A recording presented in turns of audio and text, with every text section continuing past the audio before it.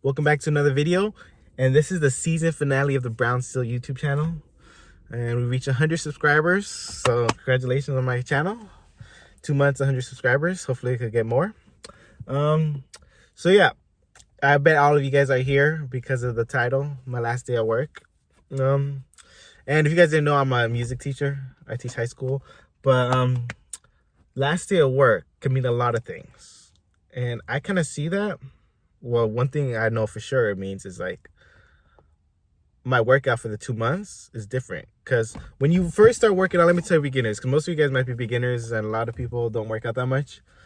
When you go to the gym, it might be intimidating. You know what to do. Just follow my videos, but you don't have to work out every day when you're first starting out. Workout, like just start once a day. You're going to be sore. Like when I first started, I started once a day and I was sore for like 2 weeks. But I'm not going to work out if I'm sore because I'm not going to like get good. So I'd rather work out hard and then be sore for 2 weeks and come back fresh and then get used to it. So after that first workout of 2 weeks, I took 2 weeks off because I was sore. Then the next week after that, I worked out 3 times. And I did that all the way up until today. Well, this week I kind of did a new workout. All the way up until last week, and now I'm going 5 times a week. So I work out 1, 2, 3, 4, 5. And later on this video, I want to show you guys what my workout is for the 5 days. And I specifically did this workout, or the days, so that you could recover. Like I start chest on Monday. But because of that, I'm not going to do arms on Tuesday because, you know, some chest movements might hurt some chest movements might hurt the arms or something, or back and chest. I don't want to put back and chest at the same day or back to back because I'll be too sore. So I want to do like, a good thing would be like chest and then legs afterwards. As you see the example, you'd be sore after. You won't be sore. Your legs, your chest doesn't affect your legs, so you won't be sore. But there will be a story time after this about a teacher that I know who's also a music teacher, and he's pretty cool. He plays lots of instruments, and he just tells me stories about what his school experience is. And I'm just gonna tell you what happens at the end. So let's look at my workout first, and then we move on to story time. Please do not skip forward because it's gonna be good. Everything in this video is gonna be good. So watch to the end. Also, enjoy.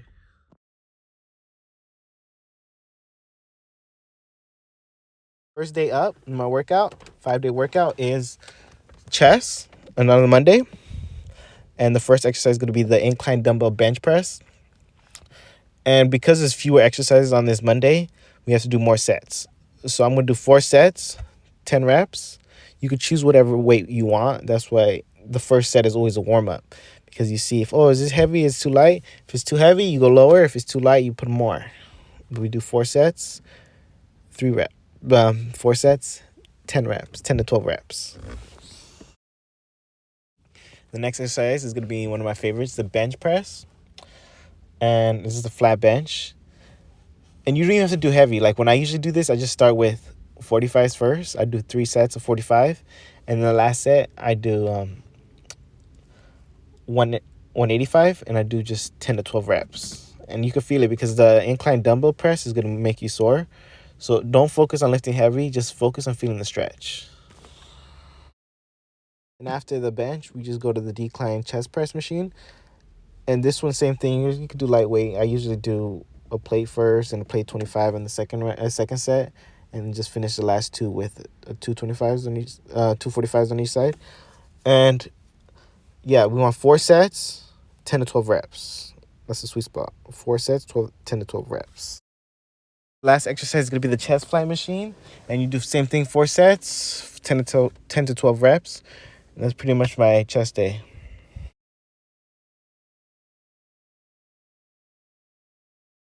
Tuesday is going to have a few exercises also, and the first exercise is going to be the leg extension machine, and these are really good for the quads.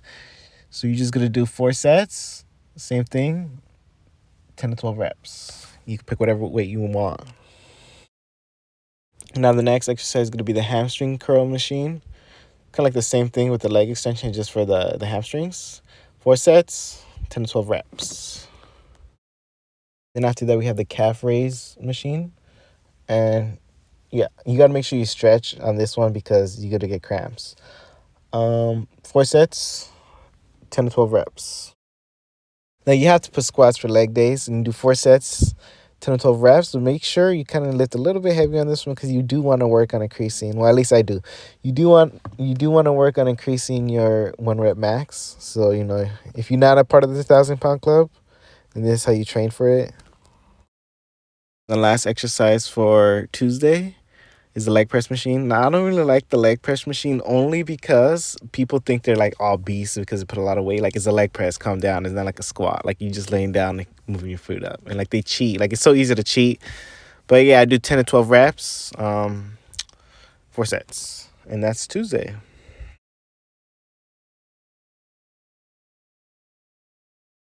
Wednesday is going to be arms. And the first exercise I'm going to do is lateral raises. And it's going to be a superset between lateral raises, front lateral raises, and the rear lateral raises. And for this, because I have so many exercises for arms, I'm just going to do 3 sets. 3 sets, 12 to 10 reps of whatever weight you want. After you do the superset with the lateral raises, you kind of move to the overhead barbell shoulder press. And yeah, this one I kind of want to work to lift kind of heavy, but I do 3 sets. You don't want to lift light is what I'm trying to say. 3 sets, 10 to 12 reps, because I do want to build an impressive overhead press because that's kind of like a free weight exercises, and I'm all about the free weight exercises. Now we should be done with shoulders, and then we're moving on to biceps. And I think the best bicep exercise is bicep curls. Just make sure when you lift it up, you go down slowly, because most people just lift it up and just drop it. You got to go down slowly because that's the important part, is going down slowly. 3 sets, 12 to 10 reps. Then after that, we have the tricep cable extension. I think this is the best exercise for triceps because, you're pulling it down. And not that you can't really do that with weights.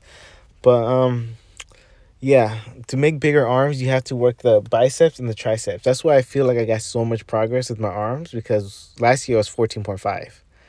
But once I started working biceps and triceps, they moved to almost 16 inches because, they're growing from each side. But we're not done with biceps yet. The next exercise is going to be the bicep curl machine. And it's pretty much the same thing as a bicep curl. 3 sets, 10 to 12 reps. We end Wednesday with the tricep extension machines, the same formula. So it's 3 sets, 10 to 12 reps.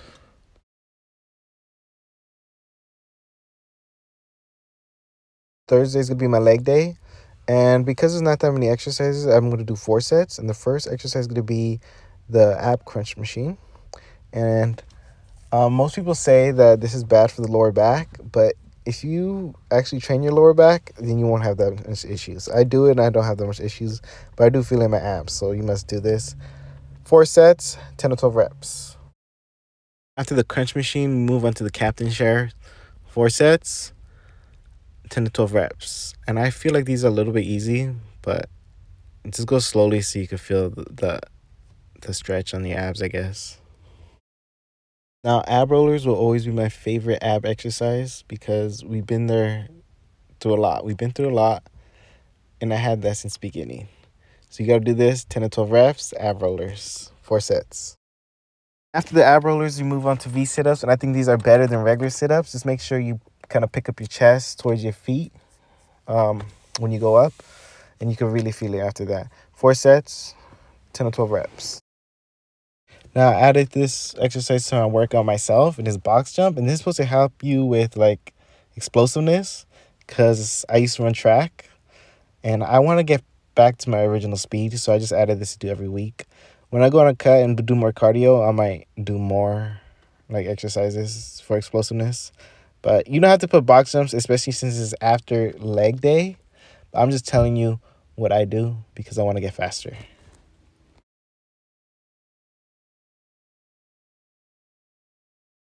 Friday, I'd like to do back because back is when I feel the most sore because there's a lot of muscles. And like if your back is sore, you can't get up. As simple as it. So I start off back day with pull-ups. And because there's so many exercises on back day that I only do pull-ups, 8 reps, 3 sets. But if you're a beginner, you might just skip this entirely because sometimes you might weigh too much. But yeah. Now after pull-ups, I do the lat pull down with the cable, and just make sure 3 sets, 12 to 10 reps, because there's a lot of exercise we're gonna have to do. Then we're gonna do the lat prayer, where this all you have to do is just pull to your hips. Stay in this position because if you stand too straight up, you're not gonna feel it. Just make sure you stay in that position. So 3 sets, 10 to 12 reps. Then after that, we're gonna do the rowing machine. This targets the back. What you gotta make sure is you stretch all the way forward to stretch the lats, and then you pull back so you can get the middle back. 12 to 10 reps, 3 sets. Once we're done with that, we're going to do the back extensions. And I do these to like warm up my back because I'm going to do deadlifts, and deadlifts could hurt your back. So I just do these to get them ready. 3 sets, 10 to 12 reps. But now that the back is warmed up, I'm just going to do barbell rows. 3 sets, 12 to 10 reps again. The last exercise is going to be the deadlift. And if you think about it, the deadlift has the most potential of lifting the most weight out of any lift. So this is like the biggest flex. Now my deadlift isn't that good. It's only 4 or 5. But I want to make it better. So when I do these deadlifts, I'm going to do three sets. But I'm going to do 3 sets of 225 because my max is 4 or 5. And I just focus in on endurance and getting good form. Because if you have bad form, that's when your back is going to hurt a lot. Form is everything. So we're back to the end. And yeah. So those workouts I just showed you show what I did for the 2 months leading up. And I started 190 pounds. Now I'm still 190. And throughout that gym journey, I kind of realized that don't focus on the scale. If I feel like I'm getting stronger, if I look better in the mirror, which I do, I'm looking better. My face isn't as fat as it was. I don't have my belly. And then, my biceps got a little bit bigger. You see, I'm almost seeing definition. So I got to keep working on it. And my biceps, I never seen definition in my biceps, even when I was like 150 pounds. So this new season 2, the start of new season 2 is going to be something different. We're still going to do those 5 workouts, but I'm going to add something else to maximize my shredded physique. And I think we all know what that is. We'll stay tuned in the next episode where you can see what that happens. But now back to the juicy meat and potatoes, which you guys want to hear. Now, yeah, earlier in the video, I kind of explained how I had a friend who was a music teacher. Yeah, and he was always telling me these stories how, like, even though he loved teaching music, he had a teacher credential, he knows lots of instruments, he could basically play anything. I would say he's like a musical genius almost. And he was willing to teach it to anyone who wanted to learn. But when he came to that school, they had nothing.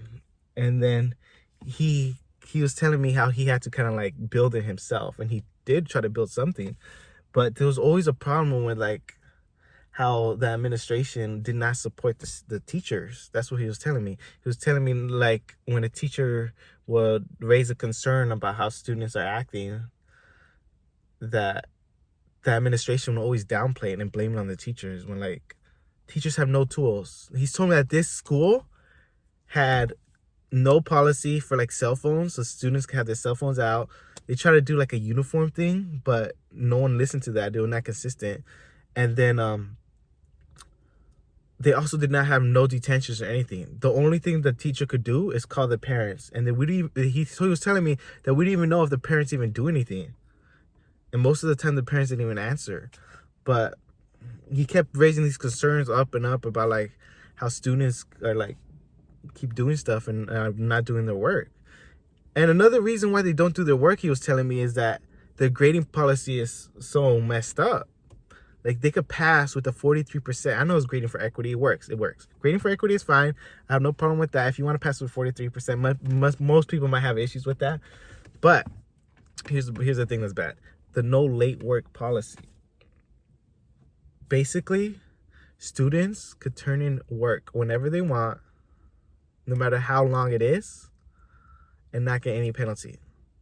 And you know what this does? Like, if I'm a student, I'm thinking about the teacher. If I'm a student and the teacher gives me an assignment, and he'd be like, okay, this is due on Friday. Is it really due Friday? Because there's no late work, so I could do this whenever I want. So if I want to just sit down and do nothing, that's it. I'm just gonna sit down and do nothing because I'll play when I want to, and it gets used to it, and then it builds that accompanied with how there's basically no consequence. He was telling me how this teacher basically got physically assaulted, and then he reported to administration, and then the administration told him, "Oh, it basically didn't happen because the other students said it didn't happen." Like, what else does he has to happen? Like, does a teacher have to get a stab mark, or does he have to get like a bullet wound before you guys actually do something about what's happening in the classroom? And then he was telling me how his supervisors or like his other teachers came in and went to the classroom to try to demonstrate good classroom management, I assume. But they failed also. Like, if you guys fail, how am I going to do it? Like, we all going to fail. Like, we know there's a problem. And I don't think it was the teacher's fault, in my opinion. If anything, it was an administration's fault for not holding students accountable, right? So I really felt for that guy, because me as a music teacher, like, you try to teach music, you want to teach the students that like it, but then you have to continue doing this, and it's pretty bad. But that teacher, like, they ended up like getting rid of him, and he left. Like, he just left, and after that, he's applying to like other schools and whatnot. But it's good because it's better for him to not work in that environment, because why would you want to work in an environment where they're basically blaming you for the badness of the classroom, and then when you ask for help, they don't help you. Oh, my light turned off. Sorry, my lights turned off in my car, but I continue. Yeah, I feel for the guy because I was talking to him and he said that he knew the school had his issues, but he stayed there to teach the students who really love music, and he told me there were students that he liked that would sing, would try to learn, and he enjoyed learning them because he enjoyed teaching them because he enjoys music too. Like, we all enjoy music, right? But in my opinion, it's the school's loss, because I know the guy. He's really good at music. He knows almost every instrument. He could teach everything. He could make a whole band if he wanted to and teach all those instruments in that band. And he also had a teacher credential too.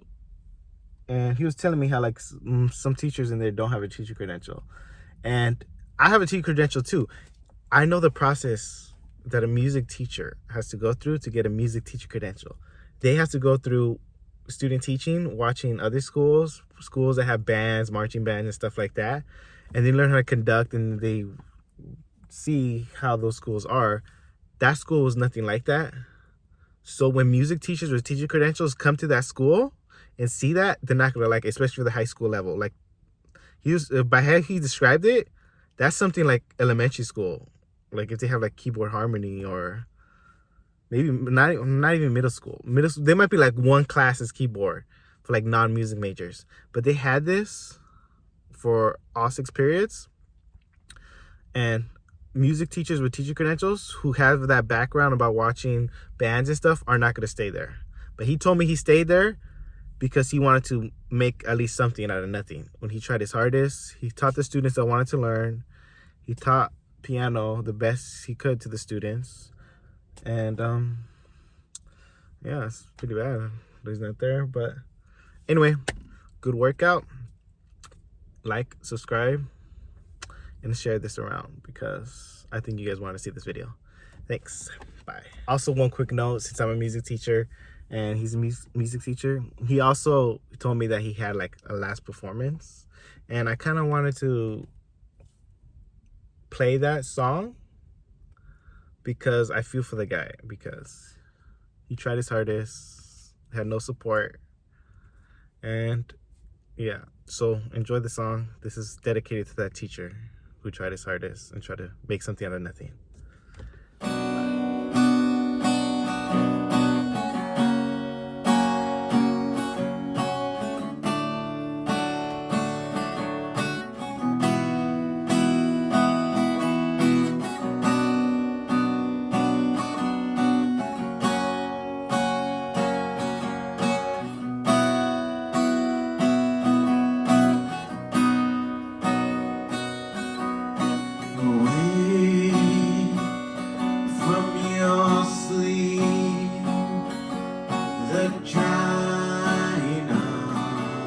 your tears. Today we escape, we escape.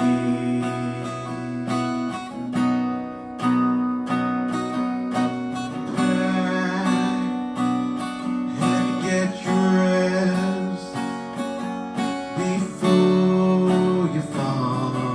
The years us before our hell breaks loose.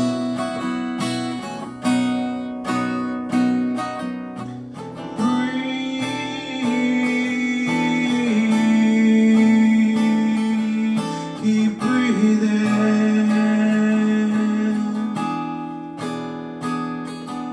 and don't lose your nerve.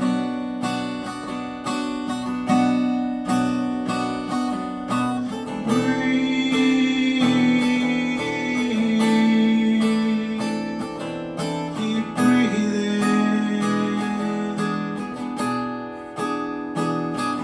I can't do this alone.